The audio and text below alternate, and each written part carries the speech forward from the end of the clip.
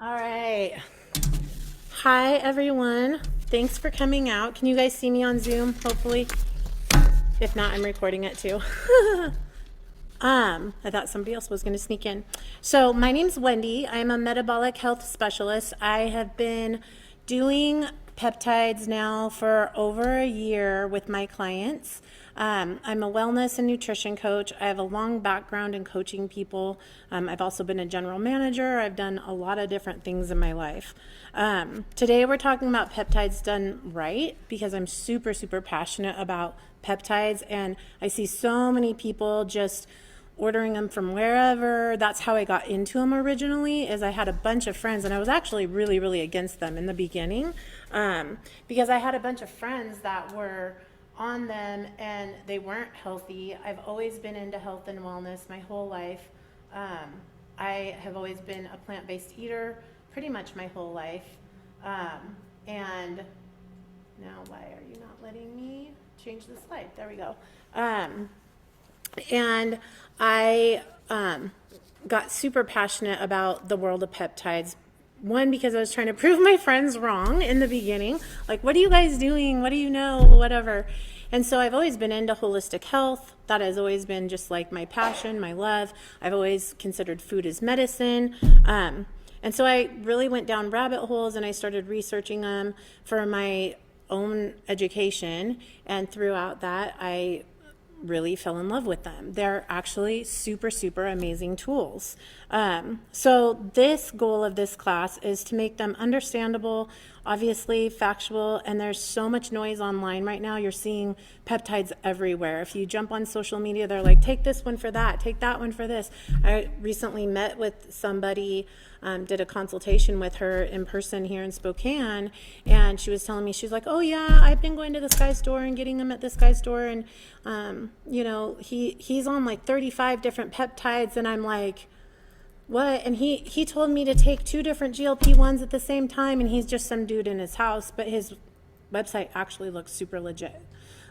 So that's scary, because yes, they're safe, but they need to be done properly. And I am not against stacking peptides. I am on 5 different peptides and I cycle them through. So I'm not saying you can't take more than one, because they all do different things, but 35 is a little bit excessive.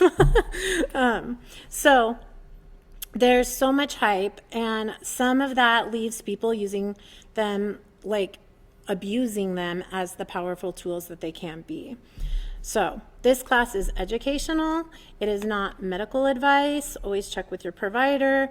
And it doesn't replace working with a medical provider as well. What I can tell you as a coach, and coaching several people that have some people I'm coaching that are getting GLP-1s from their own PCP. Most of my clients are going through the medical group that I'm associated with.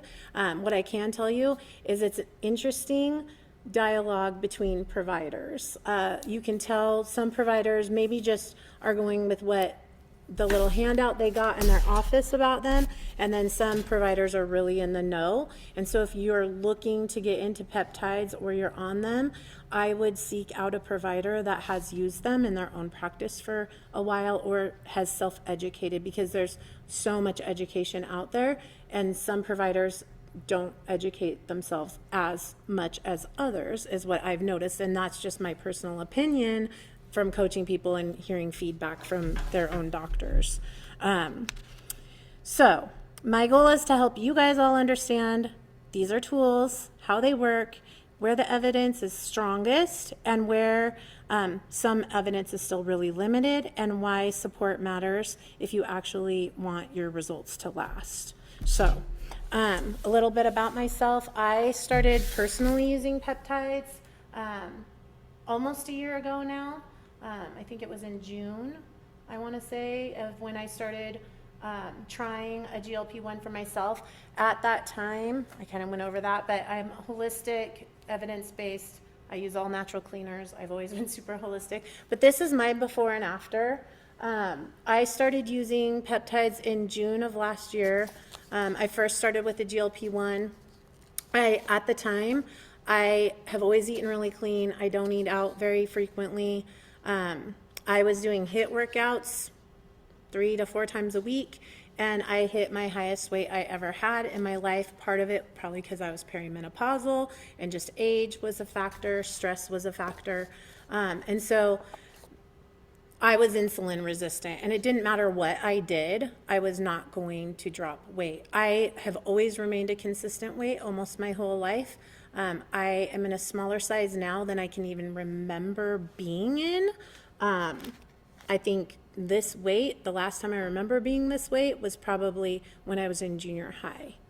That I remember getting on the scale in junior high and just being mortified, because back then they would put your weight and your whatever up on the wall and it was just mortifying. And so I'm currently at that weight. So I never in my wildest dreams of my adult life ever expected to be at this weight. So that's kind of my little story of when I really started playing around with them personally. And I was like educated on them, partnered with the med group, coaching people on them before I tried them personally. And now like I said, I've tried several different peptides now. So let's get into this. Peptides have a lot to do with your hormones. And I also want to remind you guys, I want to be really, really clear that some peptides don't have all the same evidence as other peptides. So the peptides that most people are asking about are GLP-1s. For obesity, metabolic health, the strongest human data right now are with a GLP-1 receptor agonist like semaglutide and a dual receptor agonist like which is a GIP and a GLP-1, like trizepatide. So trizepatide is, your name brand is I always say this wrong, Mounjaro. I always want to say something that's not correct. And then semaglutide. You know what I'm thinking, huh? I'm like, that's not what it is, and I don't do that. But I always that's what makes me think of. And semaglutide of Ozempic is what most people think of it as. So there's so many other peptides out there. The ones that have been researched and studied a little bit more that I work with a lot is ones like BCP 157. Have any of you heard of that one? Okay. And then TB 500. Yep. MOTS-C or AOD 9604. Those are some, which the evidence again is still limited on those, but early stages are showing really, really good results, and that they're very safe as well.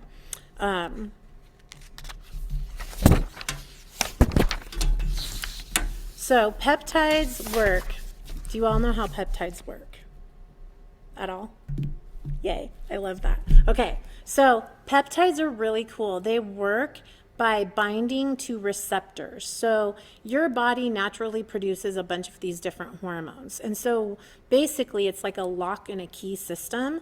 The peptide is the key and the receptor is the lock. And so when you inject a peptide, it actually goes through your body and then it connects with its lock or its receptor, and then they trigger a downstream that changes your body's behavior.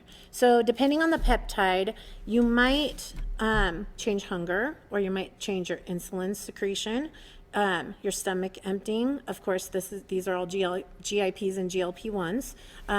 Tissue repair would be like your BCPs, your NADs, and other signaling pathways. So the reason this matters so much is two people could take the same medication and have very, very different experiences. And this all depends on insulin resistance, body composition, protein intake, stress, sleep, dose escalation, side effects, and the support they have around them while they're on peptides, okay? So I'm sure you've all heard, I've even seen it on my Facebook when I've been posting stuff. They're like, peptides suck, they don't work. And I I'll try to be like, oh, well, what one were you on? How long were you on it? Or I'll be in message boards. I have clients that love to send me, because they're all in peptide groups, messages or screenshots of like what's going on in the message boards, and I'll hear things like, I've been on it 2 weeks and I've only lost 5 pounds. Like, do I need to up my dose? And I'm just like, ah!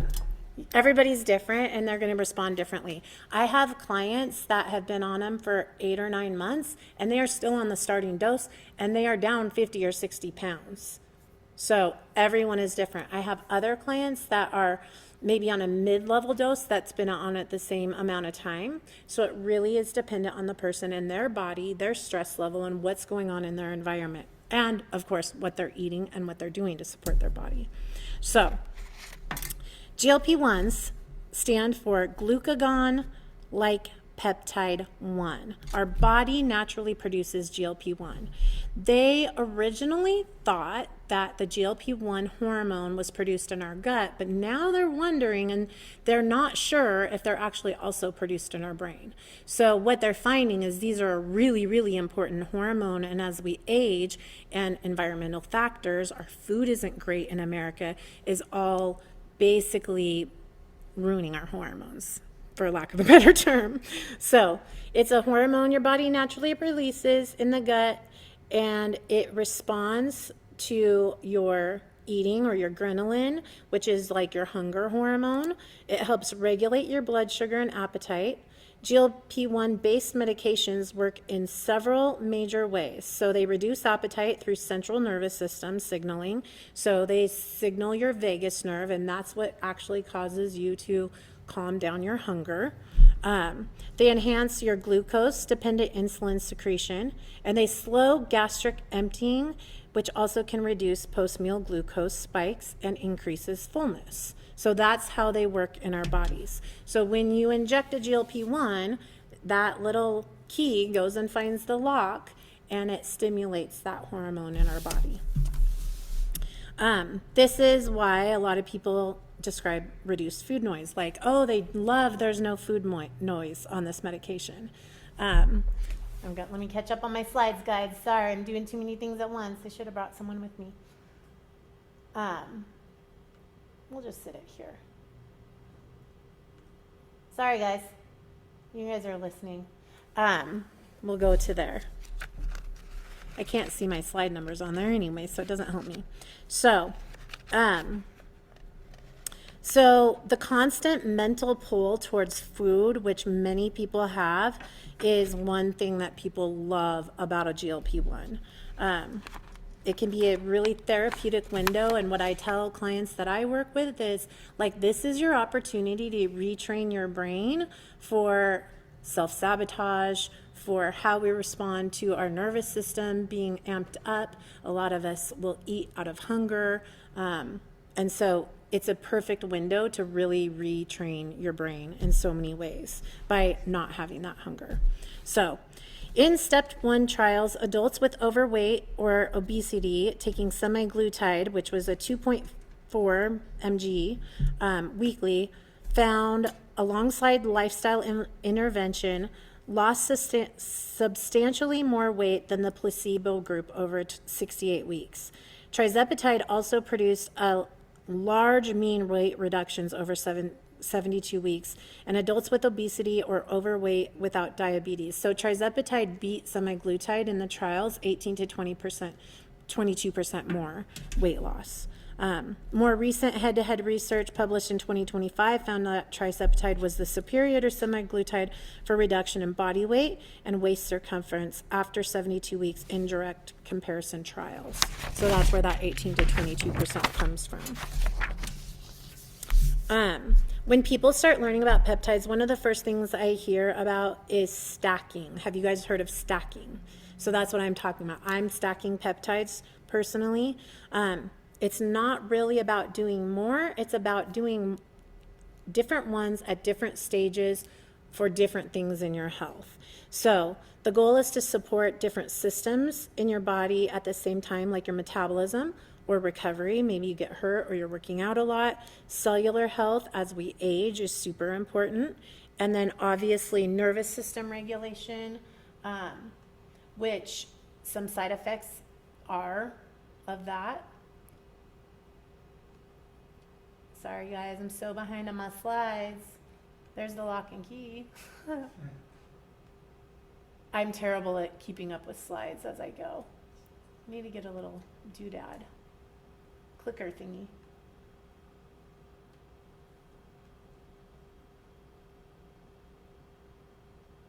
Okay, we're gonna go there because that's kind of where we're going.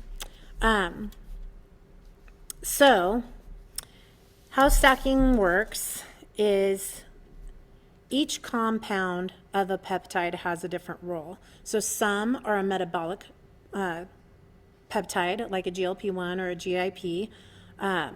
Some support repair, like a BCP. Some also support your cellular energy.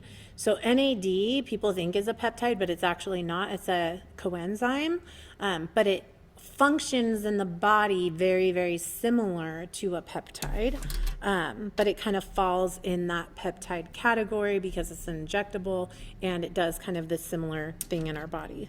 And then also some support the nervous system. So when used correctly, they can complement each other in amazing ways, but they also don't ever support your foundation, which your foundation is being, what are you doing in your lifestyle? What are you eating? What are you doing to support your muscle mass? All those different things play a huge role. So peptides are tools, but stacking is choosing the right tools for the right job. So that's how I like to think of it. If I have a client come to me and they're like, well, like I've had clients come to me and for whatever reason, a GLP isn't working for them. It just doesn't work in their bodies the way we expected. And so we pull from other peptides that have similar attributes that are similar to a GLP, but not in the same regard. So for example, like if somebody was having trouble with a GLP, I might recommend, and then of course the med group would have the final say in the provider, using like AOD with MOTS-C. So those are two that actually support your metabolism. They're not going to totally calm down your hunger.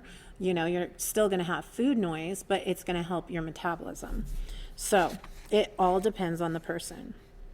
So before even talking about stacking, I always like to emphasize if someone is not eating enough protein or supporting their muscle, managing their stress and staying consistent, stacking more peptides is not going to fix you.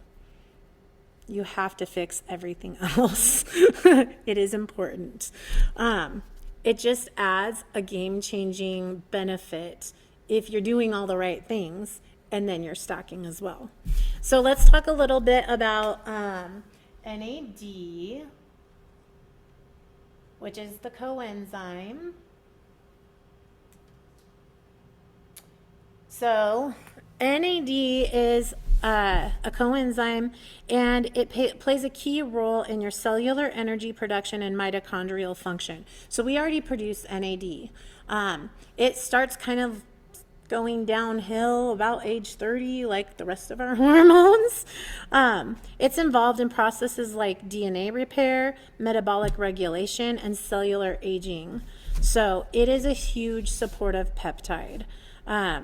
It also can help with your ATP production. It's really good for women that are perimenopausal or menopausal. And the human data on this is really, really promising with NAD. NAD is really one, if you have active cancer, you would not want to take. They're still researching that, but they have found in some clinical trials that it can actually feed a tumor. And so NAD is great if you don't have cancer going in your body, but it's not one you would want to, like if you're worried about cancer or you're watching a spot, something along those lines, you probably wouldn't want to do NAD. So glutathione is one of my favorites, and I think it's really, have you guys heard of glutathione? Yeah, I think it's underestimated in the peptide world, but it is a super antioxidant, and we are exposed to so many toxins. It really helps to detoxify your liver. It also boosts up your immune system, which is great. There's been a ton of sickness this year. And it is, it helps with oxidative stress levels in your body and inflammation as well. So I typically will recommend glutathione a lot of the time if they are on a GLP-1. And the reason why, and I don't think this actually gets talked about a whole lot in the GLP-1 world, is when you're losing weight and your body's breaking down fat, what is filtering out all that fat loss? Your liver, right? And so the more we can support our liver and detox our liver as we're losing fat, the better our bodies are going to function.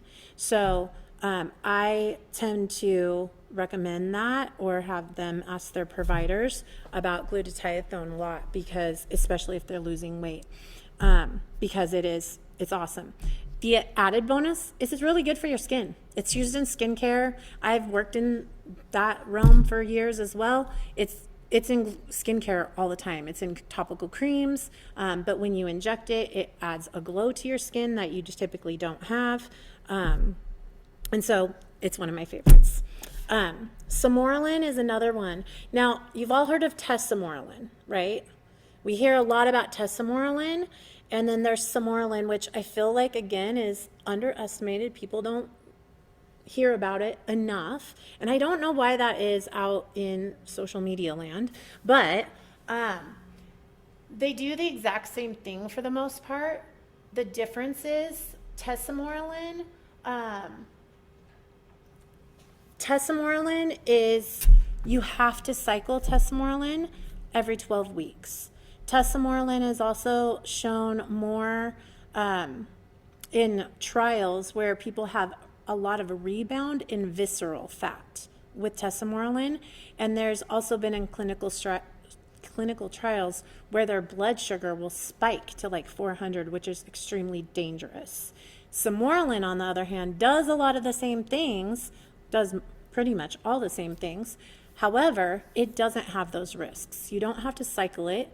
You can. It's good for your body because it kind of refreshes it, but you don't have to. It doesn't spike your blood sugar, and it doesn't have the trials of where you rebound visceral fat. But samorelin does work to help reduce visceral fat, which is why a lot of people do it, and they also use it for muscle recovery and to sustain lean body mass. So it helps change your body composition.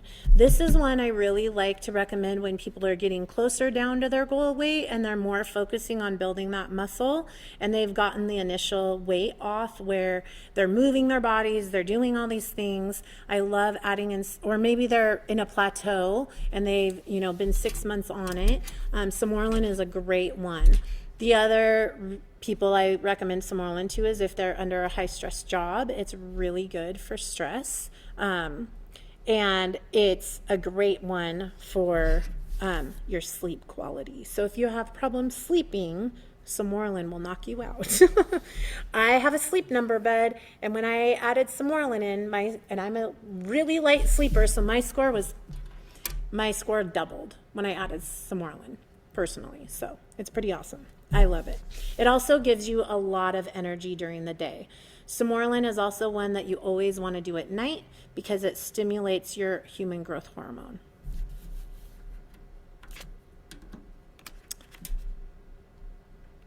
I'm waiting for you guys to write down. Okay, so AOD 9604 is another one that I really enjoy. I've used it, I've cycled it. I don't stay on it very long term. But it is it's also delivered from your growth hormone, and it's a really good support peptide for stubborn fat. So it's proposed to stimulate I can never say this word, yes, I can never say that word. And so there's not a whole lot of data on it, but it actually goes in and targets stubborn fat. I will tell you from coaching my own clients, there was 4 of us that kind of all tried it around the same time. Like I had tried it first, and then I had a couple clients that wanted to try it, and the results were crazy to me. My body fat after 2 weeks went down by 1 full % on AOD. It was nuts. And so I did it for about 6 weeks, and then I'm cycling it for 6 weeks. My clients had the same results. Their body fat just went whoop, right down using AOD. It was insane. So AOD is another kind of fun one to play with. Again, that's not probably a long-term peptide. It's something to literally change your body composition or target a stubborn fat area. It's not something I would be like, okay, you need to lose 60, 70, 100 pounds, and I would start them on that initially. It would be something you would want to try, down the road when you're getting closer to your goal weight. So BPC 157 and TB 500, you can get them separately or in a blend. A blend is really common. It's called the Wolverine blend. It does all sorts of things. So you can actually inject it, like let's say you had surgery and you could inject it into the area where you had surgery. So, or you could have a muscular or tendon, yeah, I'm on the right side, where you tore it, and you can inject it there, and it helps to repair that tissue. It also reduces inflammation. It's really good for tendon and ligament healing. It's an agonogenous, and it also is really effective if you have gut problems. So, and if you were just doing that, you could just inject into your stomach. TB 500 works with cell migration and tissue remodeling. So that's why those two commonly are blended together, because they work together and they're stimulating those little locks and keys. They kind of go to those same places and they work together really well.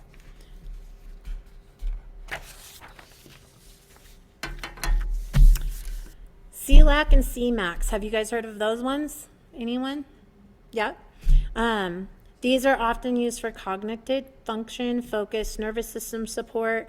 As we're aging, they're a really good support system.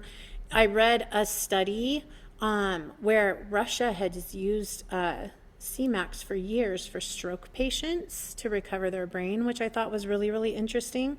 They are derived from neuropeptide research. They may influence the BDNF function and neurotransmitters. So they're going in your brain and they're helping to repair those transmitters. They are, again, they're not a metabolic driver, but they're really good for cognitive function, memory loss, those things. Lipo-B is another one we hear about a lot. A lot of people are doing Lipo-B injections. It's a combination of vitamins and amino acids, which that's all a peptide is a short chain amino acid. So the Lipo-B shots or injections can help with energy production. It can also help with your metabolism and help absorb your nutrients. It is a compound of B vitamins, which some people can't take because some people are really sensitive to B vitamins. So energy, that's what Lipo-B helps with. So when you're stacking, what is your primary goal? That's what you want to think about. Like, what is your primary goal? And then the least amount that's needed. So peptides, a lot of people like to increase and increase. They're like, oh, I'm feeling so good. And that's not really what you need to do or how they work. It just takes time. And the support peptides, especially, those are all more like sneaker peptides, right? Like your GLP-1s, you're seeing results faster. You see results typically right away with the GLP-1, but all these support peptides take their time to work a little bit in our system. And so they're kind of like the ones that just kind of sneak up on you in like 6 to 8 weeks. You're like, oh yeah, like I'm feeling a lot better. It doesn't mean you need to increase them, nothing like that. It just means that that's how they work in your body. So we don't need to, less is more, in other words. Okay, so just because something's popular online does not mean it's appropriate for your body. Stacking can be complex. Most peptides, I will say, again, it's not medical advice, but from my education, from working with doctors, most peptides are very safe to interact with each other. Like GHKCU, for example, have you guys heard of that one? It's the copper peptide. Obviously, if you have an allergy to metals, probably not for you, especially if you're allergic to copper. But it is a great one also for joints, it helps with your collagen and elastin. So if you are losing weight, it can help with skin elasticity. But most people give up on it way too soon because it's a 5-day-a-week, typically, dosage. And really, you don't see the full benefits for 16 weeks. So it's slow to go in your system. So they're all different. And again, less is not more. Always work with a knowledgeable provider on your peptides. So this is where I love coaching people because it's really like piecing those puzzles together. And people don't always understand, like, or not practitioners, but people out in the general public don't understand how to stack them properly, or they'll be doing like the one guy and stacking 35 peptides at once, and you really don't need that for your body, or they're not cycling them properly. And so as you're not cycling them, your body's receptors kind of get used to them, and so then they aren't as effective. Where if you go off of them for 6 or 12 weeks and cycle them back in, you're going to get a lot more benefit. Plus, you're not wasting money because you're cycling them. So what I like to do is help people plan and build what actually makes sense for their body and their lifestyle. I love stacking peptides. There's some really awesome stacks out there, and they are fun to play around with depending on what your goal is. So let's go over some myths really quick. There's a lot of myths out there. What have you guys heard? I'm not ignoring you, Zoom. Can you guys still see me? Hopefully you're all there. There's the GHKCU one. Sorry, I'm terrible at slides. Collagen production. If you guys want to snap a picture of it, I'll leave it up for a minute. Just yell at me. Yeah.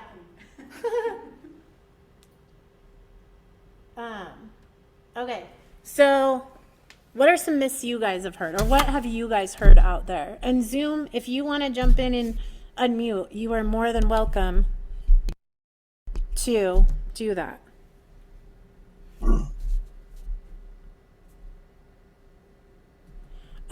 Some that I hear a lot is they're magic. They're really not. They just influence your signaling. And it doesn't mean you don't need to support your body in all the other right ways, like nutrition, movement, consistency, nervous system regulation. More is better. I hear that frequently. I get sent stuff all the time like, oh, I didn't lose weight this week. Do I need to up to my dose? Well, one, you need to ask your medical provider, but I'm going to say, no, probably not. Like, calm down. What did you eat this weekend or whatever? Because a lot of it has to do with water weight retention or those things. If it's natural and it's popular online, it's safe. Just because it's natural does not always mean it's safe. So that is a myth. You can get peptides just about anywhere, I feel like, today. But where they're sourced and the type of pharmacy they come from, which we're going to go over, is really, really important. Another myth that I've heard is they just fix the whole problem. They are wonder drugs. They are whatever. I'm a big believer they do so many different amazing things in our system, and as they're researching, they're finding out more and more. I've had clients that have pretty severe, rare autoimmune disease. I have 3 different clients that have 3 different rare autoimmune diseases, and all of them have seen huge benefits where they're not in pain anymore. One of them was on Humira and prednisone all the time just to be able to get out of bed, and she has not taken it in 8 months, and she is on a super low dose. So I've seen them do so many amazing things. I had another client that my daughter actually has this too. What is it called? It's where your hands go white when you're cold. It's got a weird name. Anyway, like literally your blood flow isn't correct in your body, and you could literally have your hand amputated if you're in that for a long time. But I had a client that has that. It's called Raynaud's, I think is what it's called. And she was telling me, she's like, I have not had one flare up since I've been microdosing trizepatide. So we don't know all what they do. The research is still out on all the awesome effects that they do have. Microdosing is how, are all of you on peptides? Are you guys on peptides? No? You're just finding out? You're not on peptides? You are? How about you? Yeah. Okay. I am. You are? Okay. Yeah. So microdosing is another thing you hear, and it's really, really popular out there. So microdosing, anybody can do. Microdosing is not a weight loss dosage. And of course it is up to a medical provider, and I don't want to say dosages, but it's around like 1/10 of a regular starting weight loss dose, typically, 1/10 to 2/10. And so anyone can microdose. So even if you don't have a BMI of over 25 and you need to lose more weight, or you don't need to lose weight, you can still microdose for all the other benefits of the GLP-1s. So like inflammation, pain reduction, all of those things, longevity, hormonal balancing. A lot of women are finding when they're going through menopause or they're perimenopausal, it really helps to balance them out. And so they will microdose for that reason as well. So microdosing is another way you can do GLP-1 specifically, not so much the other support peptides. Those come at certain dosages, and they're not necessarily a microdose. So GLP-1 therapies are commonly used or commonly cause gastrointestinal side effects, especially during dose escalation. How many of you have had those side effects? Okay, so I have been lucky enough to not, and I would say most of my clients have not. And typically the med group I work with is a little bit more conservative, and I think that's why, because they kind of dose them up pretty gradually and not right away. And I'm writing their rear ends about hydrating, making sure they're eating small meals and all those things, preparing for them to go up in a dose, because those all make a big difference. But if you have issues with your gut, you do want to be a little bit more careful. Now, I have people that have IBS, and it's helped their IBS. So everybody, again, is different. So for obesity treatment more broadly, current standards of care emphasize pharmacotherapy should be a part of comprehensive treatment plans, not just used in isolation. So what that means is people shouldn't just be handing out the prescription and being like, drink water, eat protein, and you're on your way, and you're checking with them, not very frequently. Really, these are ideally used where you're really working on their lifestyle habits and all of those things. So, pharmacies. Do we all know the difference between a 503A pharmacy and a 503B pharmacy? Or have you heard of that at all? This kind of blew my mind. Get to this slide. Lab testing. You want to make sure they're tested. Okay, here we go. So 503A pharmacies have a different regulatory standard. So regulated primarily by state boards of pharmacy, they must follow USP standards, and not required to follow the full FDA manufacturing, I might have gotten that backwards, practices. So 503A pharmacies, I got those two flipped, but 503A pharmacies have to jump through a lot more hoops, basically, as far as their safety protocols go, their testing, all those types of things. 503B pharmacies, how did I flip-flop that? Are regulated by the FDA. Maybe I didn't flip that. But they must also register their outsourcing facilities, and they're subject to routine FDA. I did flip those backwards. Sorry, guys. I'm a little dyslexic sometimes. And they require the good manufacturing practices. So your 503A pharmacies is what you want when you're looking at pharmacies. The hard part is, I've even tried to look up pharmacies around here locally to see, are they 503A or are they 503B? and you can't tell. Like, there's typically not anything on their websites that you can really research it. You would have to go kind of down a rabbit hole and look on the FDA and see what they're registered for as a pharmacy. But most of the providers would know, as far as like our med providers and the med group I work with, they went through multiple pharmacies. The med group I'm with, they're licensed in all 50 states. They're called Asher Med, and the prescribing doctors work with Peptides in our own practice for 20 plus years. And they've kicked out multiple pharmacies for quality control issues. And we now work with only 3 pharmacies that will ship to anywhere in the United States. So, which I'm super thankful, they're very, very conscious of. Let me flip this over. So there is a difference in the pharmacy. So that's another thing people really should be aware of, because you really don't know what purity is, how they're mixing them, those kinds of things. That you want them to be really, really regulated. And that goes for medication too. So one of the biggest problems I see is people thinking that the medication is the whole plan, but treatment alone is not the same thing as support. Research and expert guidance have raised several important concerns during rapid weight loss with the GLP-1 medications. What happens is reduced calorie intake can also reduce your protein, your vitamins, your minerals, your hydration. And so if people aren't having proper support, they're malnourishing their bodies, they're not hydrating well enough, and that is where a lot of the side effects come from, because they're not supporting their bodies in the way they need to, especially in a GLP-1. So some people, when they're losing their muscle mass, what happens when you lose your muscle mass? Your metabolic engine just... So the more muscle, the better your metabolism is. And so really having a plan to support your muscle, and you need to be strength training 2 to 3 times a week, minimal, if you're on a GLP-1. Minimal. Like, that is non-negotiable if you're on a GLP-1.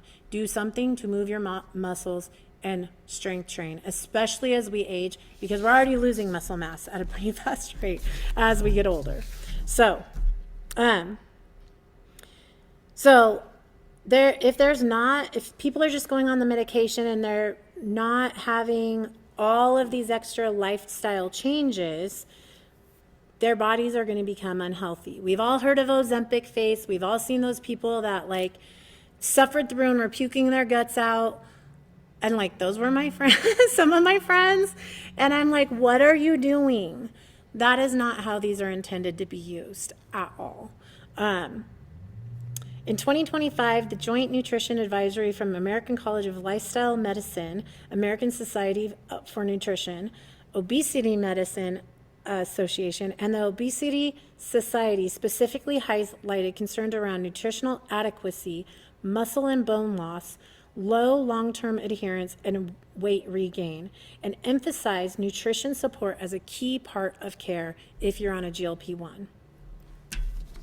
So one of the biggest mind shifts that we really do need to make around the idea of these medications long term is obesity is now actually recognized as a chronic disease. It's a chronic illness.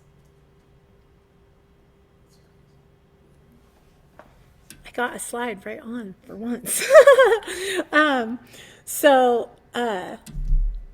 It's not just, so obesity is not just like always a willpower thing with people. It's actually can be a chronic disease. So the way you kind of need to shift thinking nowadays, and a lot of it is our food quality is awful. Our food quality is terrible. And so it's really messing with our hormones, which is causing these chronic obesity. So just like someone with type 2 diabetes, we would never shame them for taking insulin. People should not be shamed for taking a GLP-1 to actually heal their metabolic function. And some people do actually need to be on them long term, depending on their bodies. So research shows that when a GLP-1 based therapy is stopped, weight regain can be common because of the underlying biological drivers: appetite regulation, energy balance, and hormonal signaling. can all still be present. At the same time, untreated obesity carries a significant, bigger, long risk health risk. I said that backwards. Including risk of cardiovascular disease and 13 well-established cancers with broader associations reported in additional cancers.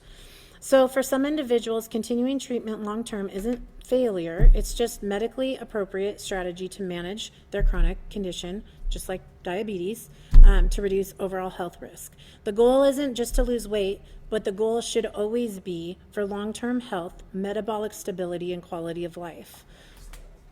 Yeah. That said, not everyone does need to stay on these medications. Indefinitely, with a structured maintenance plan, some individuals can actually transition off over time. This typically involves a gradual dose tapering over several months, rather than just an abrupt, I'm stopping taking them, while simultaneously reinforcing key lifestyle factors like adequate protein, resistance training, and preserving your lean body mass, metabolic flexibility, and behavioral support. Emerging clinical insights and obesity management guidelines emphasize that slower tapering off GLP-1s combined with lifestyle intervention improves the likelihood of maintaining the results. Although long-term data is still out there, they're still relatively newer for weight loss. So it's also important to weigh that this agonists, the risks of untreated obesity are huge, right? I mean, untreated obesity causes so many additional problems. And so I have a lot of people ask me a lot of times, like, well, I'm scared, like, we don't know the long-term effects. GLP-1s have been used for 20 years now. We have some really, really good studies on GLP-1s. The newer peptides, not so much, but studies are looking good. But I always ask somebody if they are really obese or they've been on that yo-yo. They'll go to the gym, they'll lose 60 pounds, and they'll come back, and then they regain it all back.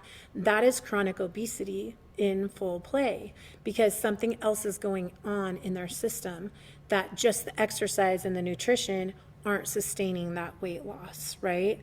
And so by doing that and getting them on a GLP-1, you are helping them in so many other ways by longevity and really decreasing the risk for so many other health conditions. So for others, supported transition into maintenance without medication is also possible, but it requires intention, structure, and ongoing metabolic support. The goal isn't just getting off the medication, but it's building your body from the inside out and your lifestyle to sustain the results that you've accomplished on these. So appetite suppression is not the same thing as learning how to eat well.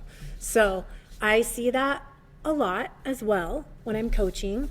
You have people that I've coached people that have been on it for quite some time, and then they're like, well, I eat good, and then I'll go through their nutrition. I'm like, yeah, but you're either not eating nearly enough and not the right things.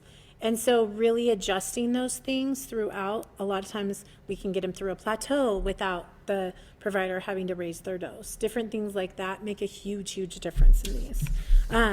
Quieter appetite is a window of opportunity. That's what I always tell people. When you don't have the food noise, you ask yourself, what does my body actually need? Because you're not craving a bunch of different things.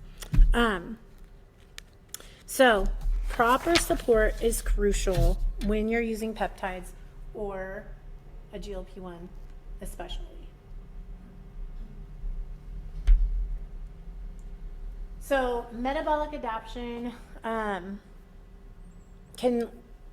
losing your muscle really will slow down your weight loss. So those are for the clients that have been on it for a long time. They're kind of plateauing, but they haven't been doing anything to support their muscle or build their muscle. And so what happens is your body slows down. They're not eating enough protein.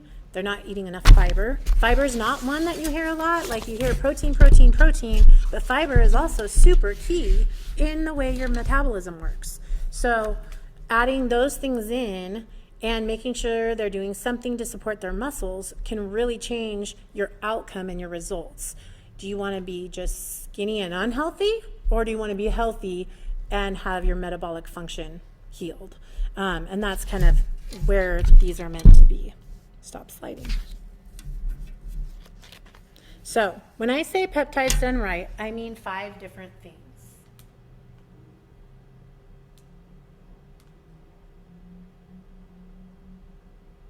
talked about rebound weight. Okay, so first is medical oversight. They should always be done properly with medical oversight. Proper screening, appropriate prescribing, dose titration, labs, and follow-up. So some of the things before you start on a peptide, you should always get a base labs of where you're at, and you should get your labs done throughout your journey on any peptides to make sure whatever's going on in your body is good to go. And also follow-up. Second, nutrition. I can't stress that enough. It's not just eating less. Ultimately, anytime you lose weight, really what it comes down to is calories in versus calories out. There's no fancy diet. It is calories in versus calories out. And then the quality of the calories is going to make a huge difference in how fast you see results and how your body responds and how you heal your metabolic function. Calories in, calories out. But make those calories count. Second, or I just said second.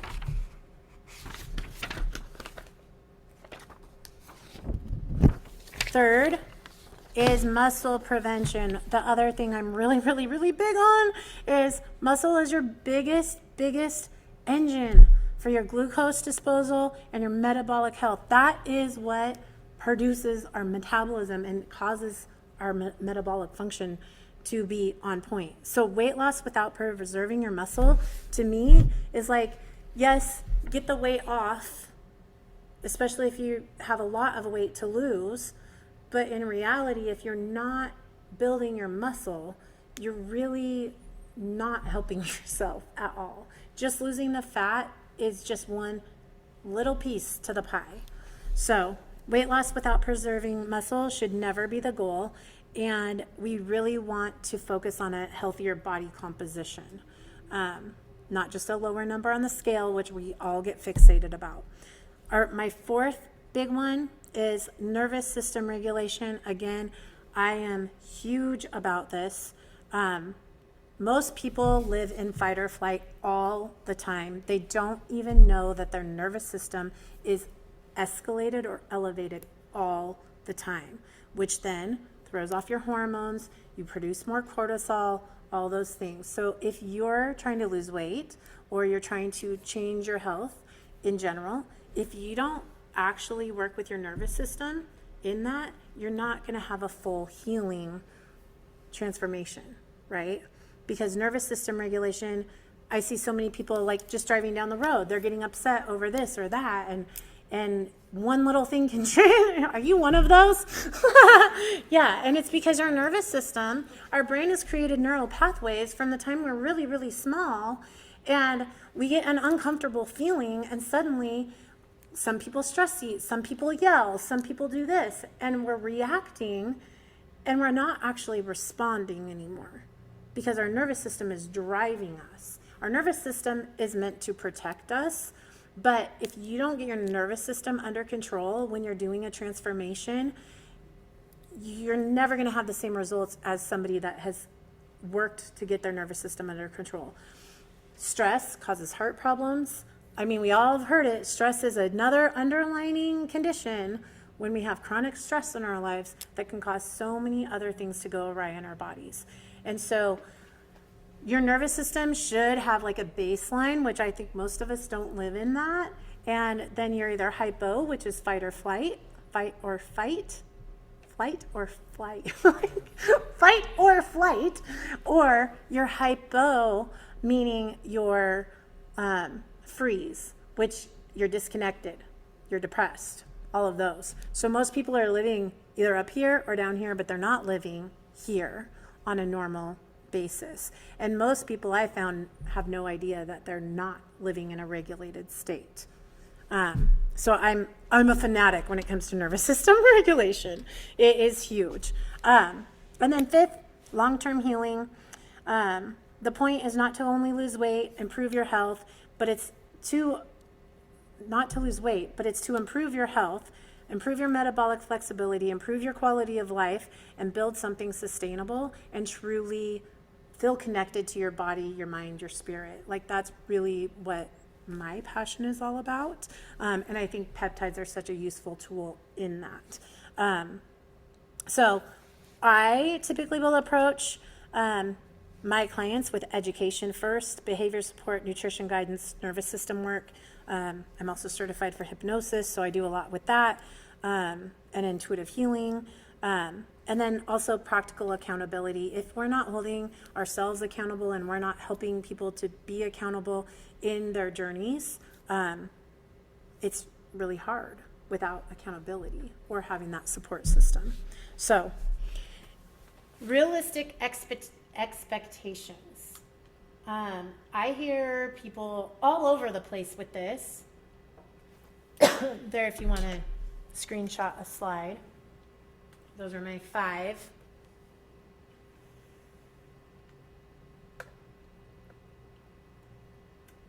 And there's the next one.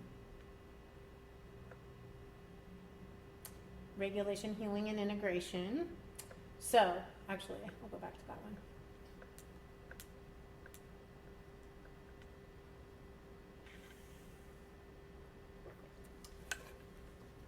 Okay, so I hear a lot, especially in the beginning, people complain because they didn't lose 20 pounds in the first month. That's like a common thing I hear, which is crazy to me. Like, some people do if they have a lot of weight to lose, but I have clients that lost 5 pounds in the first month. So it's really, again, it's individual for everybody. So we have to be really realistic with the outcomes. Like I was talking about the support peptides, they're not one of those that results fast. They're sneakers, and they take a while for your body to acclimate and for your body to do what it's supposed to do.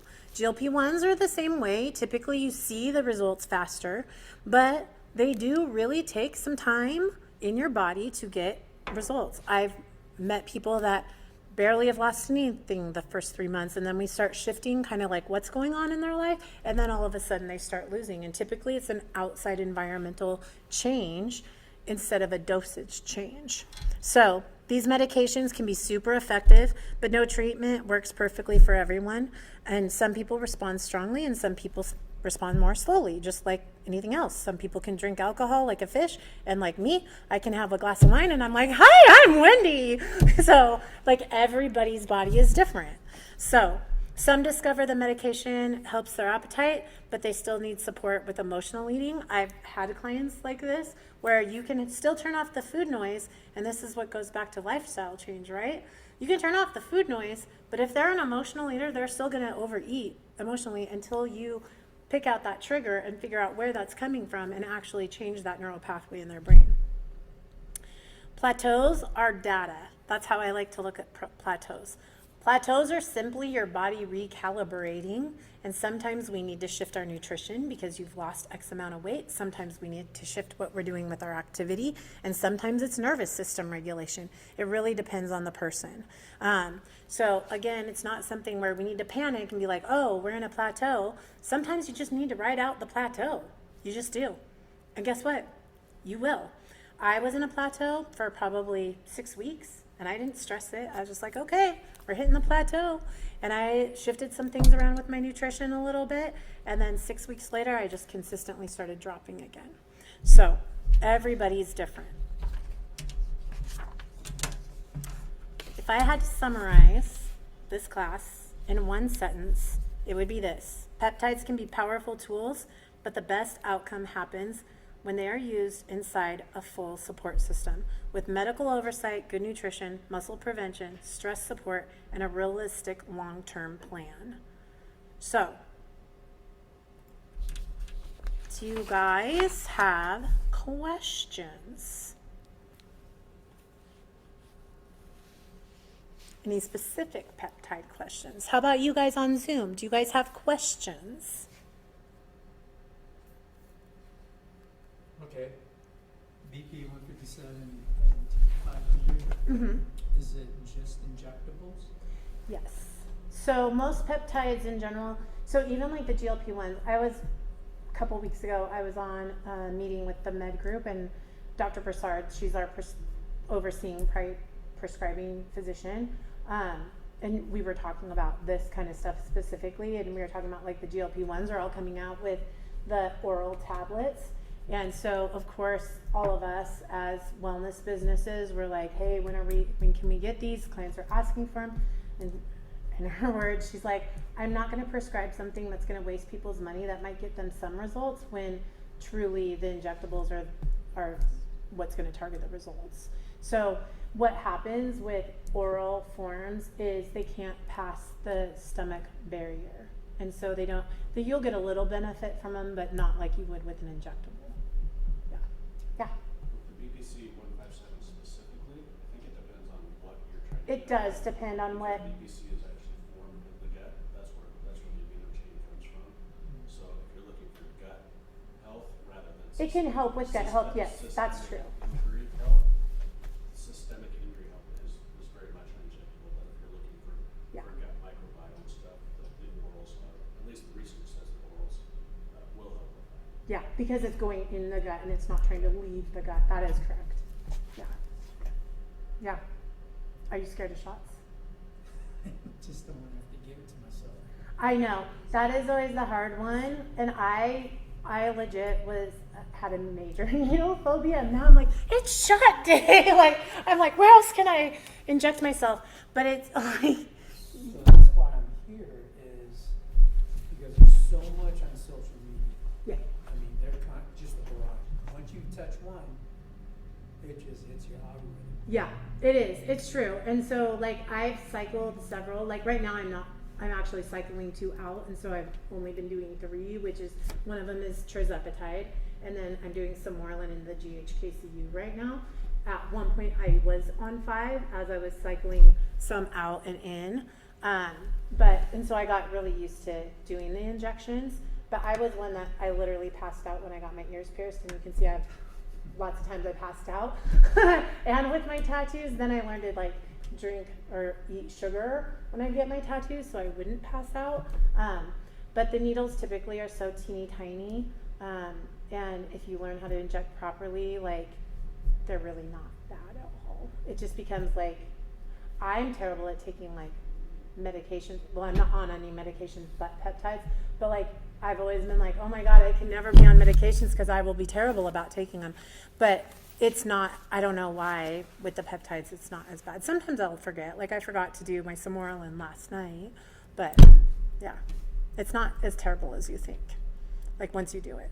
And I think everybody that's injected themselves is yeah. I think the first couple days is the worst. Yeah, I think it's more anxiety buildup. it is. It's all in your head. A lot of times with my clients, you don't know how many times I've literally been on Zoom and I'm sitting there with them, holding their hand on Zoom as they do their first injection. And then other clients that I've known, for a while or coach, I've gone to their house and stood there and walked them through doing their first injection, because it is a little scary for everybody and everybody's different with them. And I have other people that have their family member inject them. So, yeah. What balance do you want to order? I mean, I get my ones for my hormones and different stuff. You definitely want your vitamin B levels are good. Vitamin B is not super scary because most tirzepatide or most GLP-1s, they add a vitamin B to it. Vitamin, huh? B or D? B. You should do your vitamin D too, just because you live in the Pacific Northwest though. And vitamin D helps with a lot of things in the body, so you want to make sure you're not low in that. Obviously, you want to check your A1C. That's a big one. I have 2 clients that were pre-diabetic for over 10 years, and within 5 months on a GLP-1, they are not pre-diabetic anymore.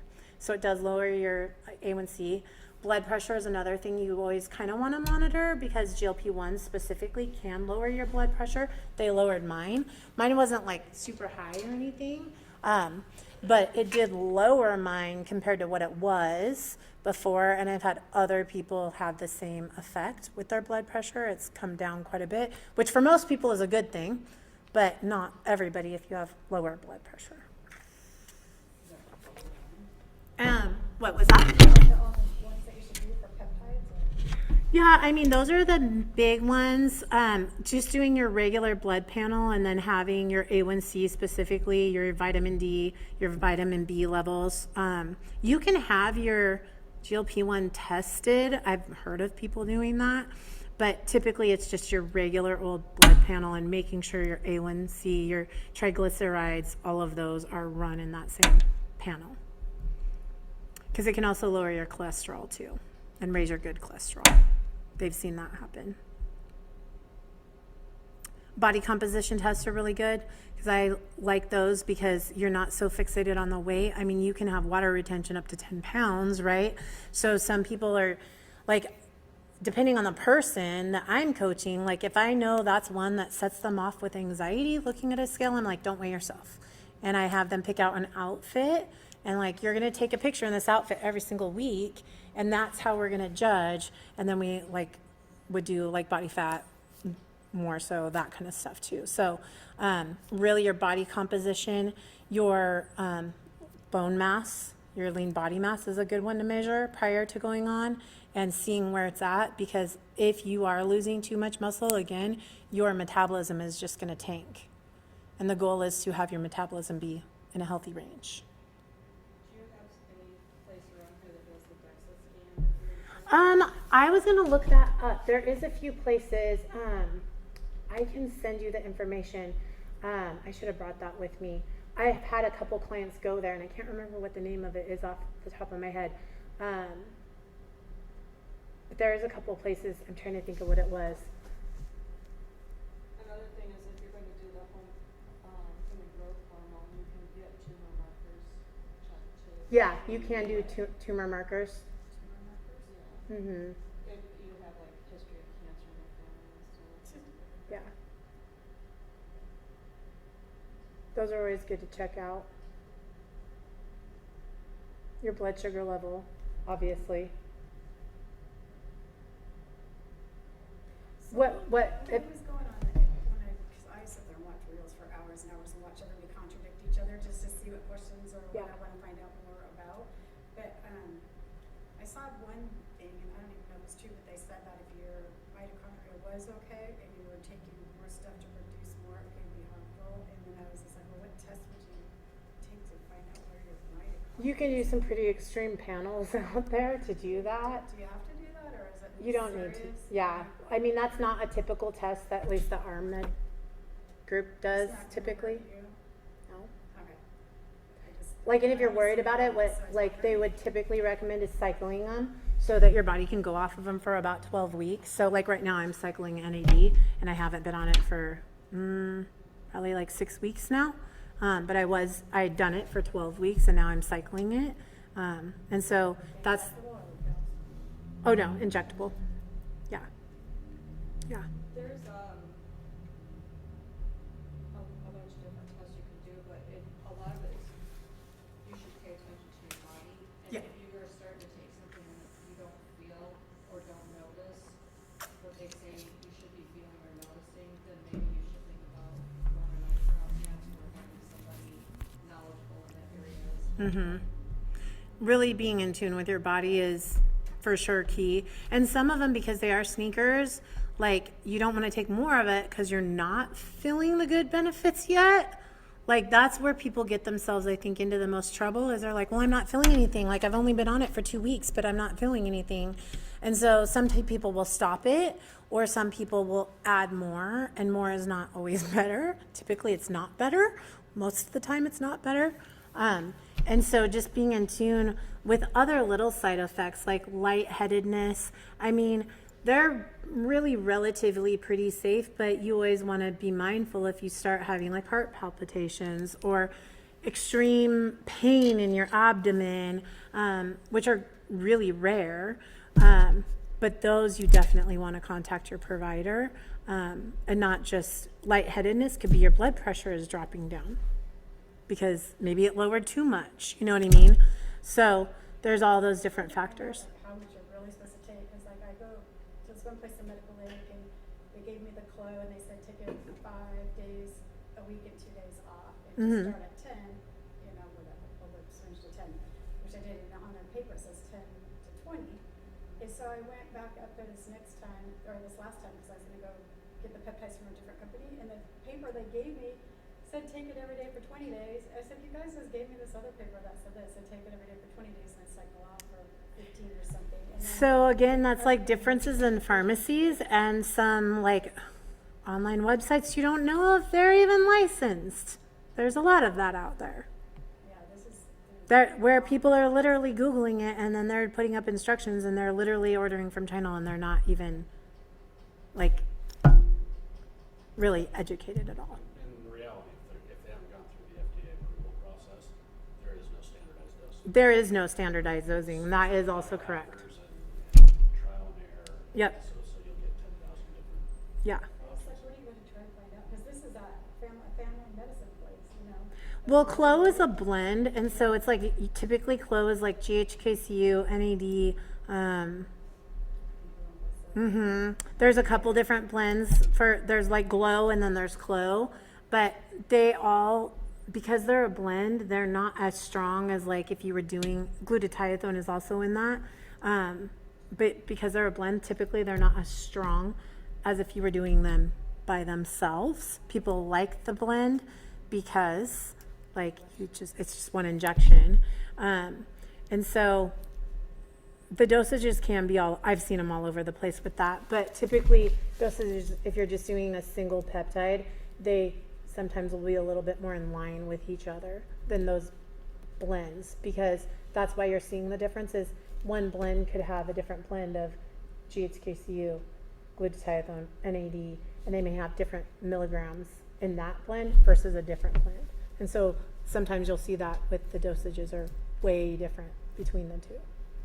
Like the one that I just got from another friend is the exact same dosage, but a different company, and they want you to take it, pull it to 25 3 times a week.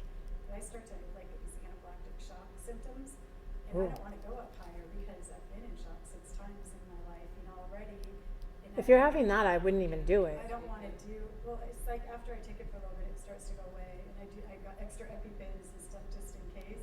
They want me to do it 3 times a week at a higher dose, and I'm just like, I'm scared. I It's would- like, who do I listen to? Yeah, you probably need to back up. I would probably not do the blend because one, you don't know which peptide it is, and people can have allergies to peptides just like anything else. You know what I mean? So I would probably not recommend that, but I'm not a provider. I would probably not recommend that blend. Yeah. And you could try them separately and see. Oh, I'm sure it's the copper. I'm almost positive because then when I wear copper, I turn green and everything. And Oh yeah, then I wouldn't even do the blend with the copper peptide. Because someday you could have a really strong reaction.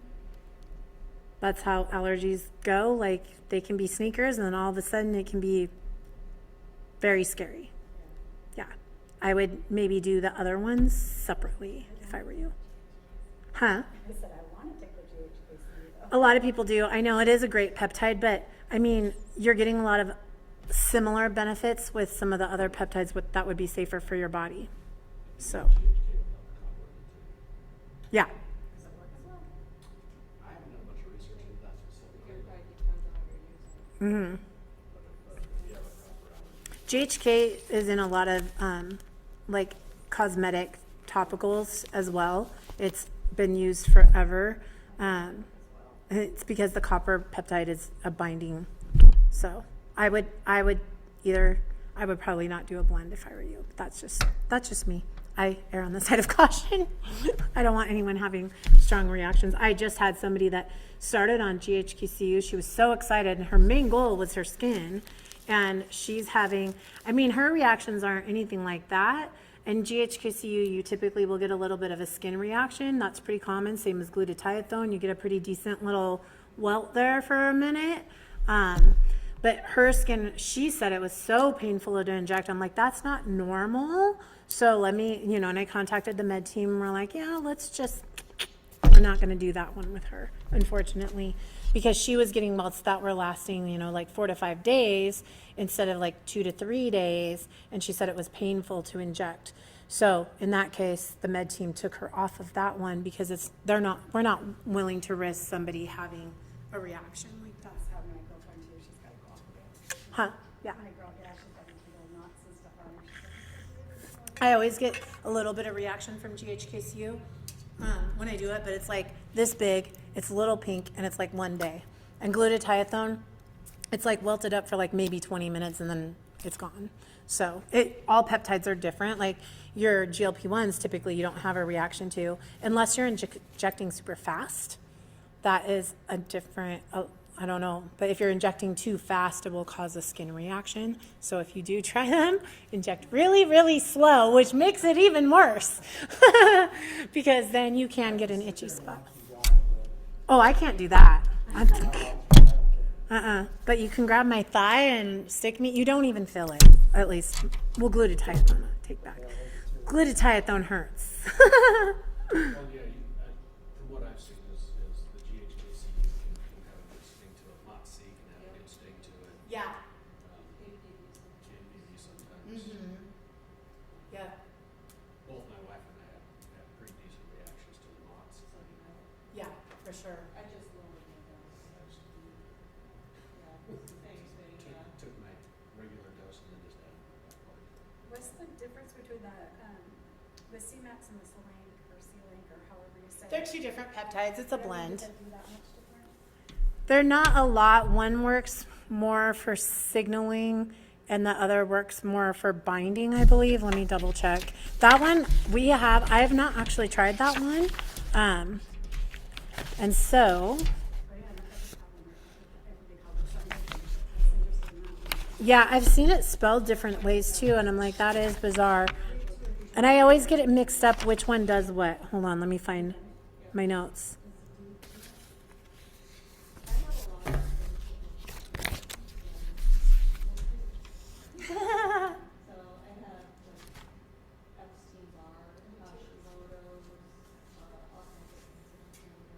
Do you guys have any questions? You can put them in the, thanks Vern. I know I'm terrible at slides.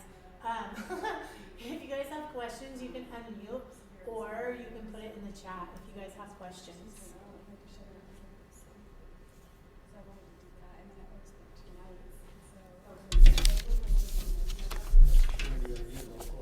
I am.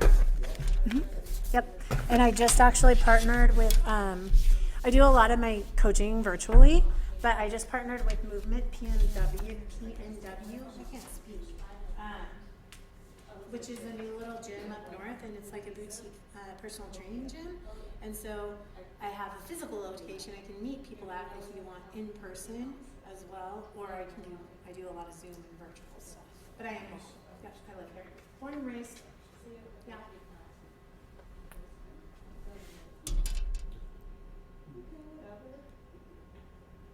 But, and like our med group's really good too. I mean, they're pretty selective what peptides they'll work with because they're big. Like right now, they're doing a quality check on AOD and it's been out for 6 weeks, which sucks. I'm like, I really want it back. But I also really, really appreciate that they're doing a quality check for that long. So, but they're licensed in all 50 states, and Dr. Broussard is freaking amazing. She's worked with peptides. She's super, super knowledgeable on peptides, and that's our prescribing physician. And she's awesome. She gets on Zoom with us all the time, and so they're constantly educating us on all the different peptides and like why we have these, why we don't. Like retatrutide is really big right now. You're hearing that all over the place. We don't have it yet. I think it's a great peptide, but it's not even through stage 3 trials. And so we have not added it to our regime yet because they want to make sure it's safe. And obviously you don't want it to, have side effects, and they don't really know until it's all the way through stage 3 trials. I don't think there'll be an issue from what I'm reading and researching. I think it'll probably come out in 2027 and be FDA approved and get through that stage 3 trial. But like my med group will not even touch it until it is. So it's what? So the med group is formed to do all the education and work with the medical providers and the pharmacies that I'm partnered with. I actually pay to be a part of this group. And so the prescribing overseeing physician is Dr. Broussard. They have other prescribing physicians on staff as well and a whole medical support team. And so that med group works directly with the providers and the pharmacies and then us as wellness businesses. So they educate us. We have Zoom meetings 3 times a week. It's pretty extensive, actually. And so that's called Asher Med. And then they work, so they basically, that group partners everybody together so we can all work together. So if one of us wanted to go there, how? You would just contact me, and yeah. And so I, as a wellness business, you can go through me. I don't think anybody else in Spokane is with Asher Med that I know of in my area yet. I'm sure at some point there'll be a bunch of people popping up eventually, but you would go through me, and then the process for the way I work things is I would send you a health intake form that would go to the medical provider. It would go to Dr. Broussard. You would pay for whatever it is. I would send you an invoice for the payment. And then I would also always, I'm required to do coaching with everybody. So I actually do have a coaching app. I do group coaching every Monday night for like weight loss. And then I also do like meditation, nervous system regulation coaching on Tuesdays and Thursdays mornings via Zoom. And then now I am just partnered with PNW Movement, and I'll be down there doing face-to-face where you could do like a 3-month package or a 6-month package. And then I'm doing some meditation classes to teach people how to regulate their nervous system down there as well. But that's how the process works. You would come through me, and then I would provide all the coaching, like that support. Obviously, if it's a dosage question or is this medication right, we would still submit it through the group. Like I just had that kind of scenario where I was like, I'm pretty sure you're good to go for microdosing a GLP-1 and glutathione, but she had some health stuff that was like more rare. I was like, but we're going to submit it and see. And she was approved, like, you know, and I just put in a exponential amount of notes to the doctor from me doing my intake with her. And then she filled out her form. I put in all the notes about her health conditions, what was going on, any symptoms, anything I can think of, I put in. That goes to the doctor, and then they either approve or they don't. And then when you make the payment, if they don't approve it, like it just gets refunded pretty much immediately within like 2 days. There's no, no, I have to pay a fee, but you guys just pay for your medication, and it always includes my group coaching. And then I do more extensive coaching. Some clients, like I have packages where I'm doing like legit one-on-ones with like hour-long Zoom meetings with them once a week. And so I have that as well as. So I can accept HSA if your doctor, and Dr. Broussard is working on possibly, or fingers crossed, hoping she'll be able to write a letter saying it's either nutritionally required or something along those lines, because then depending on your HSA, if it covers nutrition, coaching, and it's medically necessary, your HSA will cover it. But I am set up to take HSA. But so far they aren't covered by insurance because insurances won't cover peptides. Insurance doesn't like to cover a lot of stuff. So there's that. Hi, welcome. I've got too many appointments today, so I thought, oh well. You're good. I recorded it, so Oh, good. I'll give you my contact and I can like send you the link and everything. Do you have any questions? Oh, yeah, lots.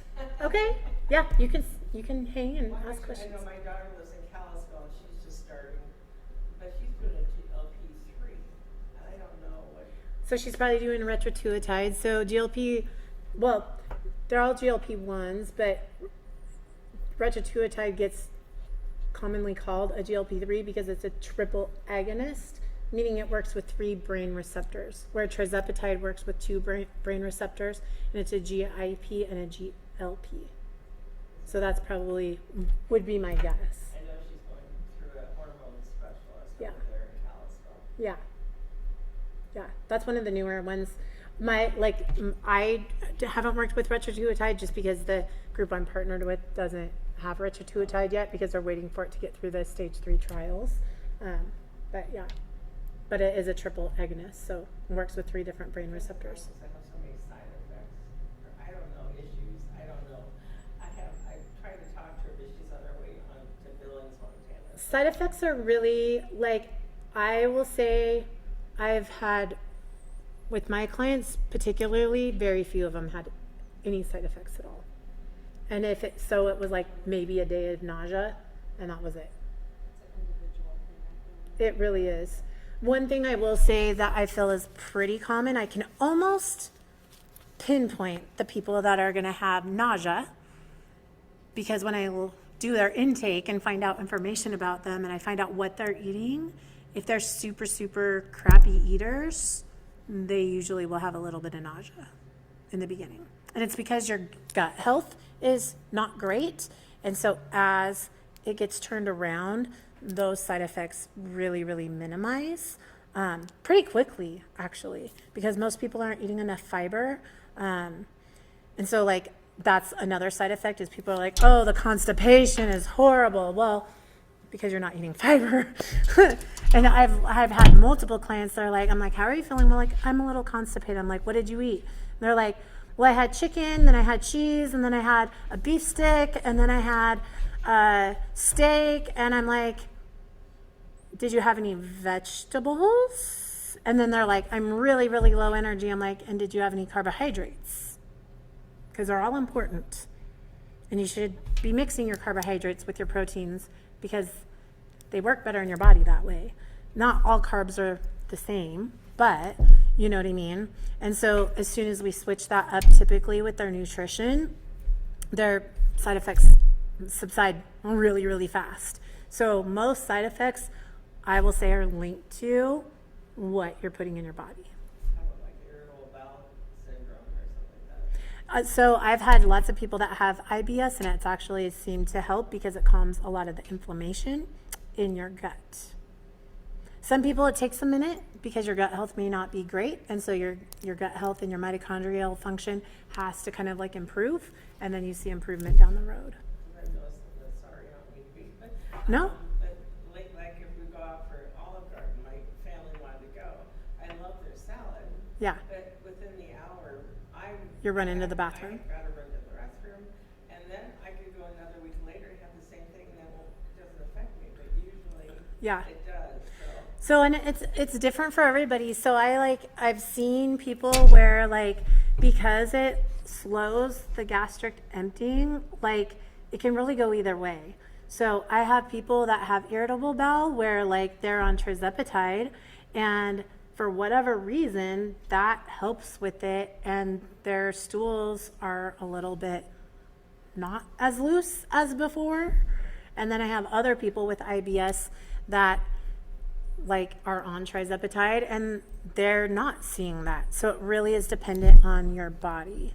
And I will say the ones that aren't seeing that change as much, it's their nutrition. A lot of it. They're not incorporating enough, or they're living off of all these supplements. I'm not a huge supplement person. Like, supplements are great, but like so many people are like, I'm taking, well, and then I take this and that and this and this. And I'm like, and what are you eating? They're like, well, protein bars and protein shake. I'm like, where's the real food? Because food really is medicine. So I'm like, they're like, oh, yep, I need to get my fiber supplement and I need to get this. I'm like, no, you need to eat some broccoli. Like, you really can target those things with your nutrition. And it's just small changes and thinking outside the box to make it convenient and doable, really. It doesn't have to be a huge headache. Like, I'm a big fan of quinoa. Quinoa, you got your carbohydrate, you got your protein, you got your fiber all in one food, and 9 amino acids that no other food has. Quinoa is amazing. So the quinoa crisp isn't bad for you? No, they're delightful. I love quinoa. I use quinoa all the time. And lentils. People don't ever eat lentils. They're like, ugh. I'm like, okay, there's so many different types of lentils for one. Like, you can make bread, you can make bagels, pizza crust, flatbread out of red lentils. And it's easier than making bread. And you get your protein and your fiber. All with that. And it can still be super yummy, and you can have a healthy pizza. So it's really thinking outside the box and learning a different way of thinking about food. Food is 100% medicine. Food will change your life if you change what you're putting in your body. Just a whole different mindset. It is a whole different mindset, but I mean, that's where I come in, like if you went through me, you'd get coaching and you'd learn all these things. And like, sometimes I'm like, on my coaching session, they're all like really quiet. I'm like, am I boring you guys? Like, are you guys there? Like, hello? And they're like, I was like, I know I'm a nerd. I love information, but I'm trying to teach them like what's going on in their body, because if you don't know what's going on in your body, you don't know how to fix it. So, and I love transforming recipes. I love cooking, and so I'm pretty good at like helping people like, oh, if you just switch this or for that or do this in your recipe, like you just shifted the nutrition immensely. So What time is your pickup window open? You drive by. I'm working actually on, hopefully by summer it'll be out. I haven't, like you can scan from my email list up here, but I am working on setting up some meal prep things where my people can upgrade and actually get X amount of meals prepped for them that are specifically fine-tuned to GLP-1s. I also have up here like basic sorry, I'm like giving you all sorts of weird shots of myself. And if you guys want this, I will email you all the information I'm putting on this table. I was making sure they didn't have questions, but like these are little easy helper charts. So they go by weight category. And so it's like easy to build your plate, right? And so like if you're on a GLP-1, you select an orange, a green, and a blue for breakfast, and an orange, a green, and a blue for lunch, and a yellow, green, and a blue for dinner. And if you weigh between 150 pounds and 200 pounds, this is going to be pretty close to your macros for your weight range. So, and then it has like a little grocery helper. So I do cheat sheets. You know, we have all of these different cheat sheets for people. I always help people figure out like their macros. I usually typically review them after about 6 months, because if they're losing weight, especially if they're on a GLP-1, you want to review those. You don't know what your fiber and your protein and your fat and all those different things should be. And that makes a big difference in your shift too. Most commonly, I will say, if you're in a GLP-1, when you stop losing, it's because you're not eating enough. The hair loss is because you're not eating enough. Yeah. And so it's really like force feeding yourself a lot of the times. And for men specifically, they're definitely not getting enough protein. That's usually why it stalls, because you're losing lean body mass and then your metabolism is tanking. And so protein, fiber, like those are super important. But so is carbohydrates, so is the fats. Typically, if you eat fats at night, it helps you absorb your nutrients from the day a little bit better. So that can be helpful. So So do you recommend like a blood test before you start all this? yeah, I would. You should always do a blood panel. DEXA scan is a really good thing to do, so you know your body composition. That's what we call it. DEXA. Yeah, so. DEXA. You know, how do you write that down for me later? DEXA scan is really, really important to do. I mean, not everybody has access. I will find where it does it in Spokane. I just had a client go to. There's a place right over on Road. That's what I thought. It was like right over by the It's hospital. right over by Old Family. Yeah. It's the doctor's building that's across the street. I think it is. I just can't remember. That's where she went, but I can't remember the name of Is it. that the one that was like prison? No, I think it's the one. I feel like it's the one next to the one that looks like a prison. What's the name of it? Digitally. So it's just east of Francis. Driving just east of Virginia. Do you work in fitness? No, you're just Retired. You're just retired. Did you work in fitness? No. I worked out. I can tell. That's why I was wondering if you worked in fitness. Yeah, that's my jam right now. Yeah. Good. But Good for you. golf is, huh? Golf. I've been waiting for golf.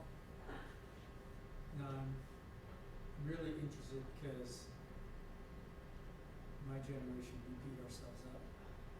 So my shoulders are killing me. Oh yeah, I love promoting the BPU because I'm also I have an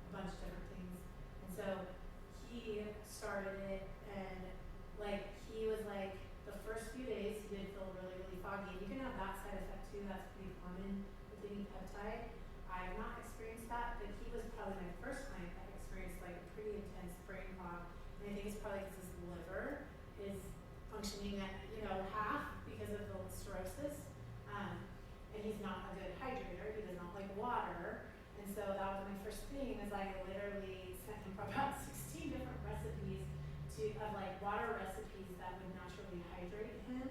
Be like, you need to try these. Like, you need to hydrate. That is why you're getting this side effect. Because he was like immediately scared and wanted to go off of it. And so of course I texted our med group and they're like, no, he needs to hydrate. So I was like, okay, I already told him that. And so he stayed on it. And then within about 3 weeks, he said the neuropathy in his hands and feet had been like 50% less. Really? Mm-hmm. Wow. Yeah. That's so. Which I didn't expect that fast, and I honestly didn't know. Like, that was my hope. But there's so much stuff out there that we don't know about these and like what they can heal.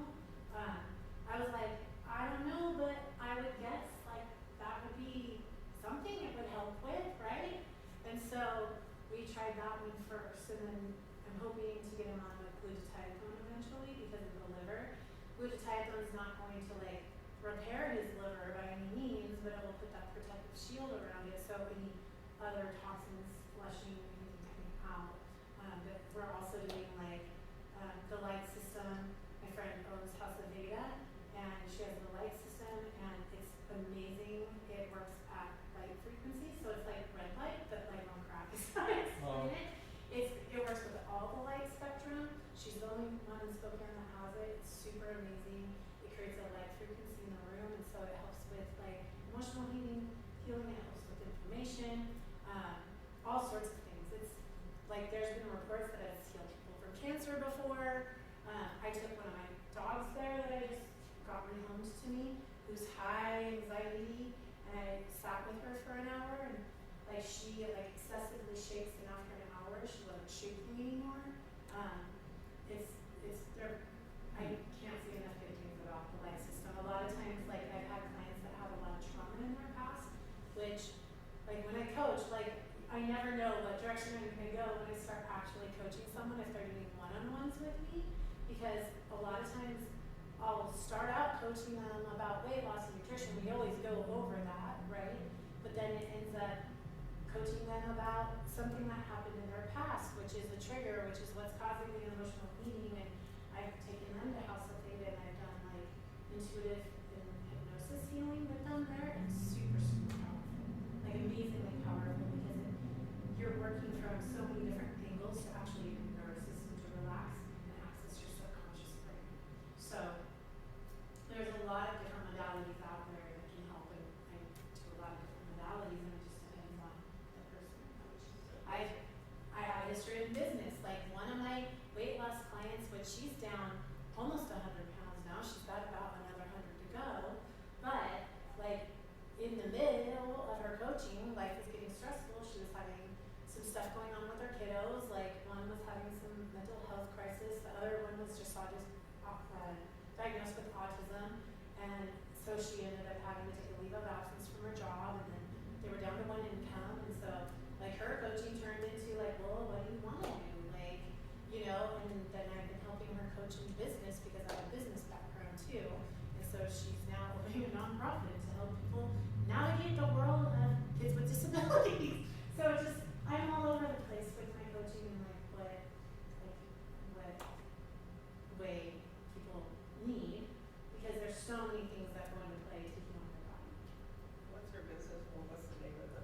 Confidently Human Okay. Wellness, yeah. And what's her name? Oh, that's my business, sorry. The Or House of Veda.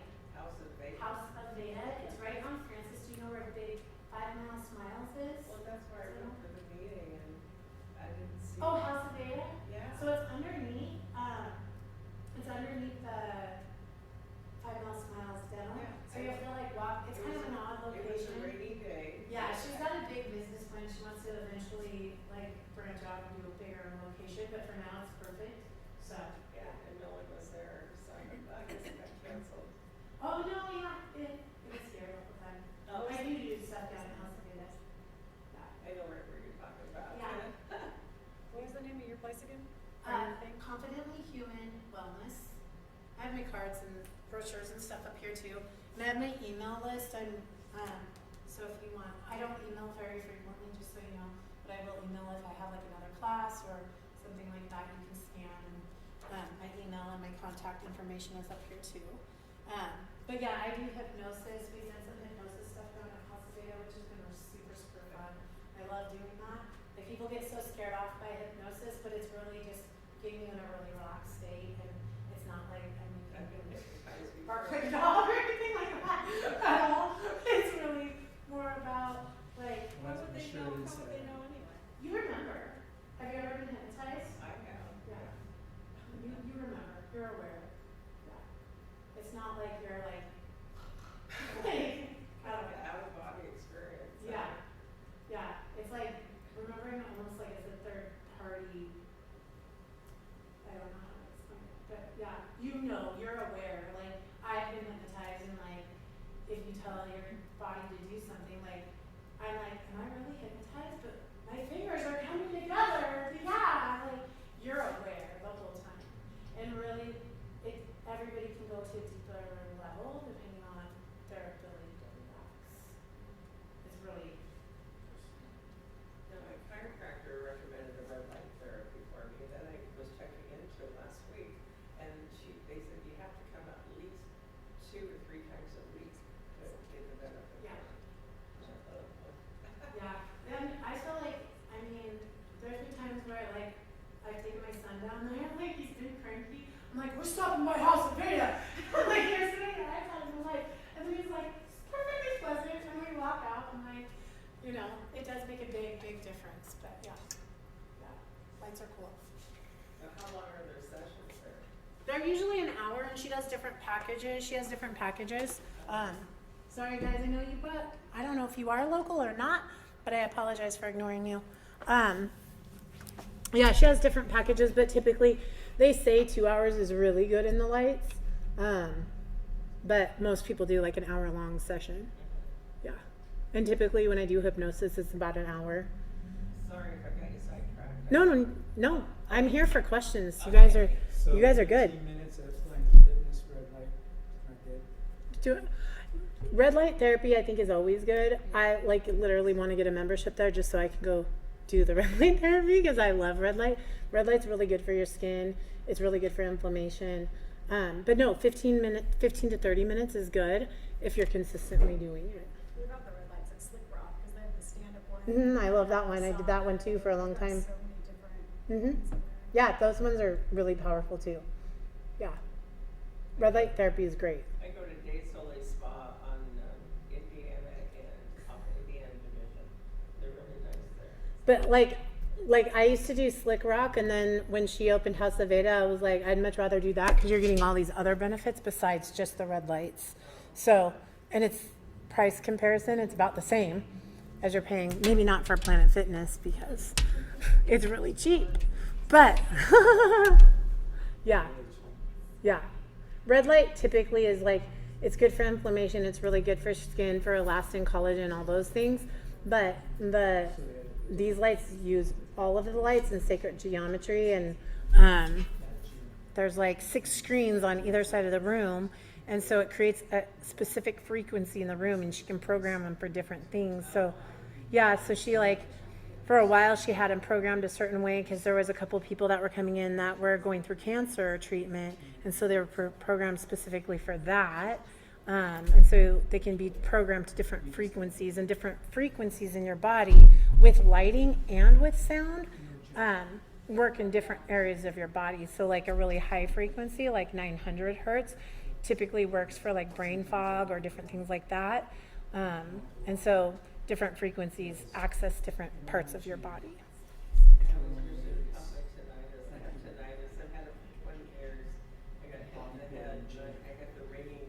Oh yeah. I am always searching for a cure, but there's nothing out there that I know of. I mean, you could try the lights. I mean, maybe, because I would think part of it is probably inflammation. The GLP-1 might. I've heard people say that it's calmed down from a GLP-1 too, because it's all about that systemic inflammation in our bodies. Yeah. Okay, so how do we get this recording? If you want to text me, I can send it to you. Yeah. I have my cards up here.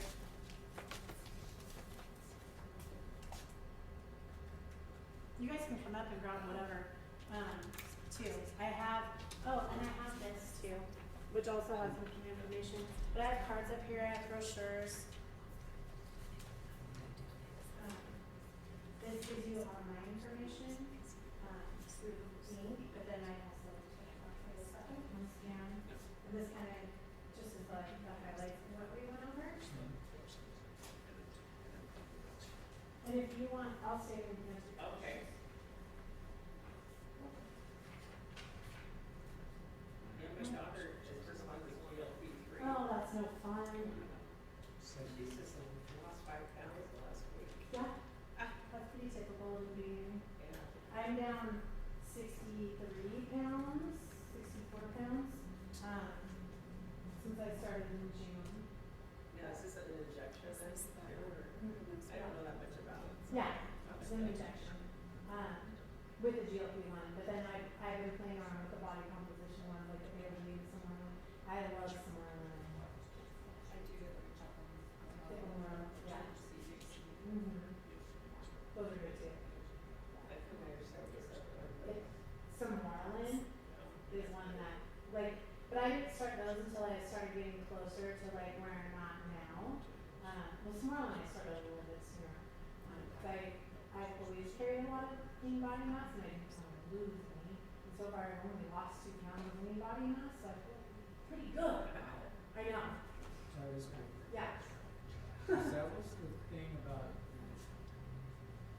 GLP-1s and Ozempic and whatnot is they were losing weight, but how much muscle they got. Right. Yeah, a lot. Well, and semaglutide especially doesn't protect your lean body mass as much as tirzepatide protects your lean body mass a little bit more. So reports show that it's a little bit better as far as that. But then semaglutide sometimes works better in some people. I have one client that's been trying tirzepatide. She was on semaglutide and she's not losing weight as fast and her hunger isn't calm from tirzepatide where it was with semaglutide. Yeah. So, and she saw a substantial amount of weight to lose, so we just switched her back to semaglutide. So,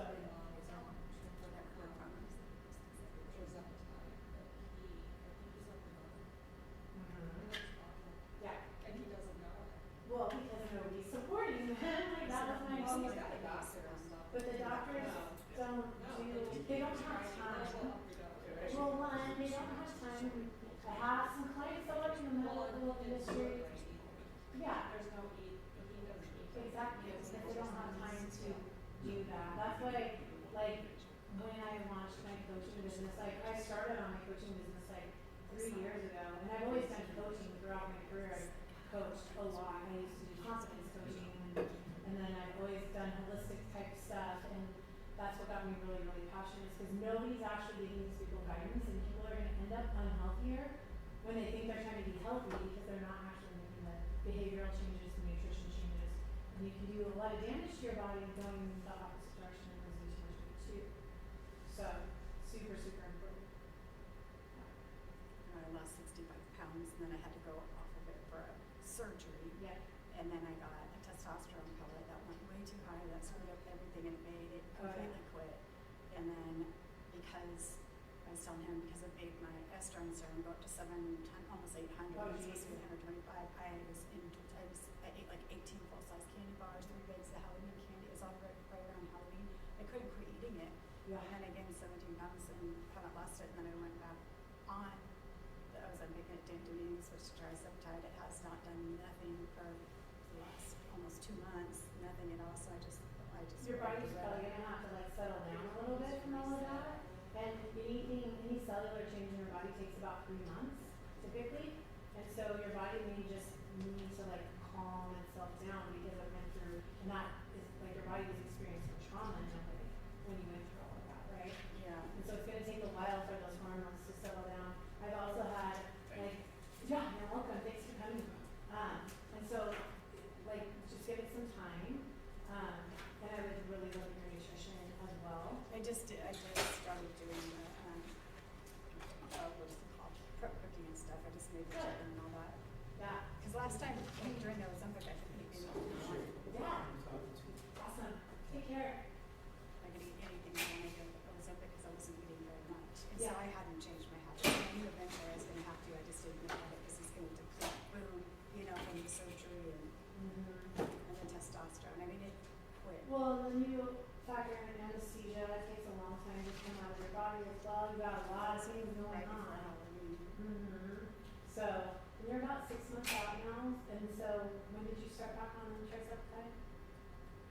Preptide I just started about 2 months ago, and it hasn't done nothing.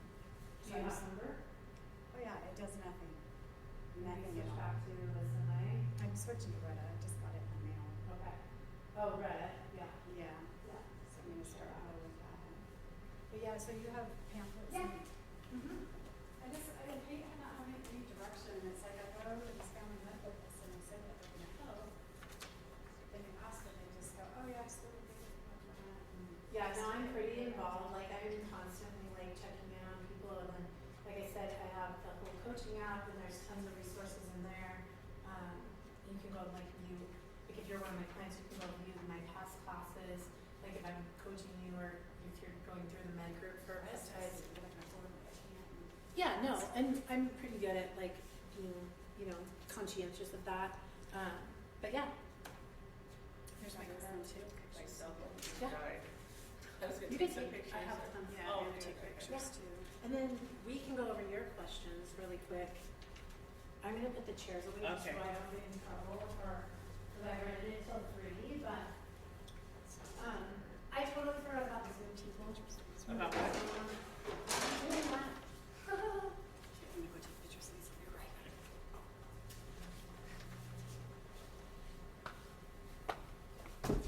So how long Do you guys have any questions? And I want to catch your first name. My name is Wendy. No, but thank you very much, Wendy. Yes, you are welcome. So sorry, I was trying to like help these people before they jetted out of here. I'm going No, to you're fine. put my contact information. If you guys have any questions at all, please feel free to reach out. And if you want to text me your information, I can email you all the notes from today's class, and I will also email you the replay as well. using those URLs or lockbox links. That's great. Thank you. Yeah, you're welcome. I wasn't trying to ignore you guys. I do a lot of my businesses via Zoom, and so I'm pretty used to being on Zoom rather than in front of people. But let's see. There it is.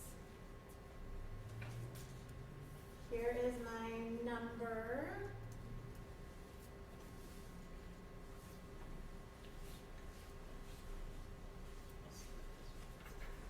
Oh yeah, you guys can take anything you want. It's not the right. And here is my email. Wish I had a charger here. One of those portable chargers. Oh, you can, I have to charge. That doesn't work. Oh, the C one doesn't work. I might have a, let me look and see.